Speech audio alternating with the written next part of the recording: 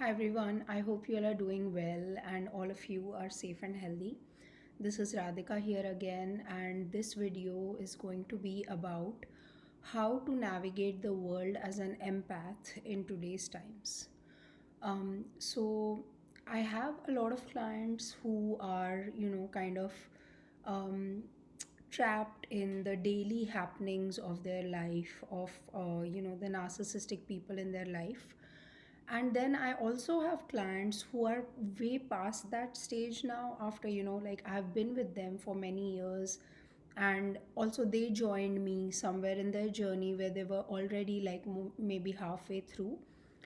And such clients now, they are okay in their personal life, because maybe they have moved away from the narcissists, they have their own enough financial independence to be out of those kind of situations.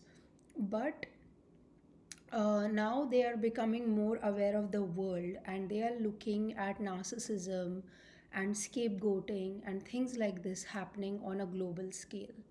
So I have a lot of clients who are in that phase now and who are quite hopeless about how things are going on in the world and how to navigate a world that is so violent, like beyond your family and beyond your toxic work environment, etc. So, this video is for that. So, what I have to say to them is that one thing we need to all understand is the world has always been dualistic, right? By dualistic, I mean there is good in the world and there is bad in the world. I don't think a world can exist where there is only and only good things always happening in the world, because that is the nature of the world. It's yin and yang, right? So there is good and bad, there's good and evil. So that's how the world is, and there's also a third energy of neutrality. Now, many times the neutral people, a lot of people will blame the neutral people of being on the good side or the bad side, etc. But the thing is, the neutral people are the observers of what is happening in this duality.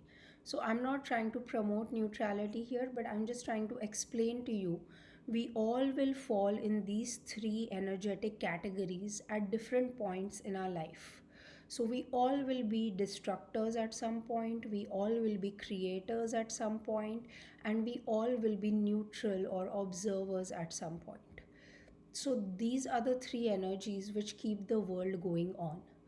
So, practically, what can you do to help? So, practically, what you can do is always embody an energy of kindness within you.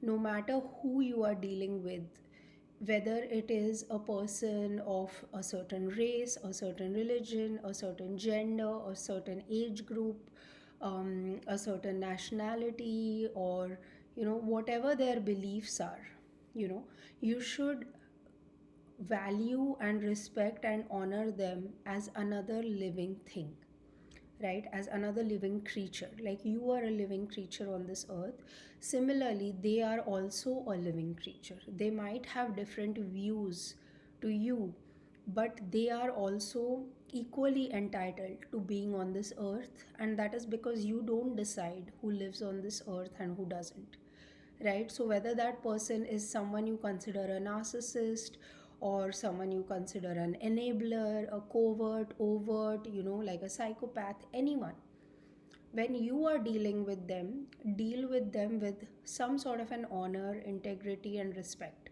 I'm not saying you have to be with them, or you have to agree with them. All I'm saying is deal with them with a certain amount of kindness, right? And a certain amount of respect. So that is the first point. The second point is practically, if you want to dismantle the systems that are creating a very high level of violence in the world, what you should do is you should stop supporting big corporations. Start supporting your local uh, stores, your local brands. Stop buying into a lifestyle which is very materialistic, which is very like, I want more and more and more to fulfill myself. You actually don't need a lot to fulfill yourself in your life. You need to have a very balanced life, and that is what is going to bring you long time fulfillment. You won't need anything else in your life if you have that ability to create a balance within yourself. You don't need any fancy shoes, any fancy car, any fancy big trip, or you don't need to go in the first class or business class of a plane, etc. These are all things we all desire when we come from, like a middle class background or a poor background. But then the thing is, these are being sold to you by people who are creating a lot of violence in the world. So if you do some spiritual practice and you develop a sense of balance in yourself, and a level of coming to the middle ground where you have enough, but you are not in excess. You don't have to live in poverty, but you don't also have to live in too much wealth, right? So if you create that balance within yourself, a harmony, you will be happy in every moment of your life. You won't have to go on a vacation to feel happy, or you won't have to sit in the first class or business class of a plane to feel special. Every moment of life you will feel, I am special and so is everyone else. That sort of a deep understanding will penetrate into you, and you will see the world as beautiful no matter what the situation. You will stop running from this moment to the other moment, because in your brain you feel the other moment is more exciting or better than this moment. So you will develop this ability to stay in this moment without any discomfort. And that's what we all are actually looking for. A person who looks for luxury is actually looking for luxury because they feel that in that moment, I don't have to escape my reality, which is true.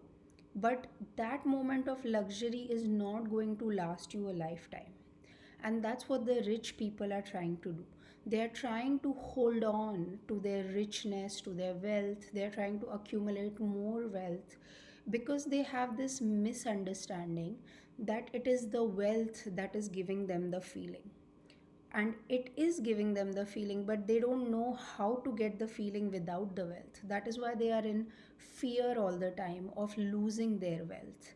And that's why they do the violence that they do, because they want to make sure that the wealth stays with them, right? So what you can do is, if you develop yourself spiritually a little bit, intellectually a little bit, emotionally a little bit, you can understand that you don't need wealth, you don't need external validation for any of this to really happen. What you have to do is you have to heal all the trauma that has happened to you. You need to develop yourself spiritually, emotionally. You have to develop your integrity, your sense of balance. And with that, you will get everlasting sense of peace and an everlasting sense of happiness and acceptance about the world, for which you do not need anything external to you. It is already all within you. You just need to find it in a good way. So that's my practical tip to anyone who's struggling a little bit in today's times, knowing what is happening in the world. Try to balance yourself and try to understand things to a deeper level, and then the peace that comes is always from within. It is not really external that anything else can give you that peace. So those are my practical tips, and I actually do think the newer generation is doing these things. They are less materialistic, they are less goal oriented, they live more in the moment. They don't take things at face value. They want to analyze and evaluate everything that is told to them. So I actually see a much brighter future even though a lot of people are feeling hopeless, I do feel the newer generation is a lot more smarter and emotionally balanced than what I was when I was their age. I was less aware, I was more after material things. So I do think the future is going to be good, and I think we all can contribute in that by being peaceful and kind ourselves to everyone around us, no matter who they are. So I hope this video helps you, and as always, I wish you all a lot of love and a lot of light. Thank you. Bye.